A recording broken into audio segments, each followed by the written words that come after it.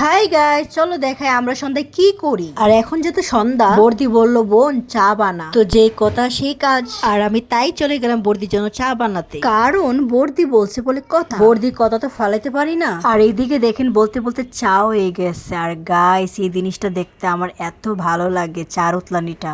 আর আদা তো দিতেই হবে, কারণ আমার আদা ছাড়া একদম চলে না। অনেকে দুধ চায় আদা পছন্দ করে না, কিন্তু আমি বলবো আপনারা দুধ চায় আদা দিয়ে দেখেন। ও মাই গড, চার যে স্মেলটা, উফ।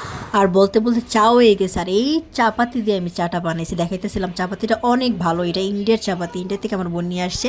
আর সাথে হচ্ছে পুরি, প্রায় অনেক দিন পর পুরি নিয়ে আসছে আমার বোনে। আর দেখেন চার কালারটা, ও মাই গড। সন্ধ্যায় সবসময় আমাদের চা খাওয়া হয় আর ডেইলি বর্দি বানায়। আর যেহেতু আজকে আমি বানাইছি, আর দেখেন আমার বর্দি কতটা খুশি হয়ে গেছে। আমাদের ডেইলি চা খাওয়া হয় কিন্তু পুরি খাওয়া হয় না, ওই আর কি, এক একদিন এক একটা খাই।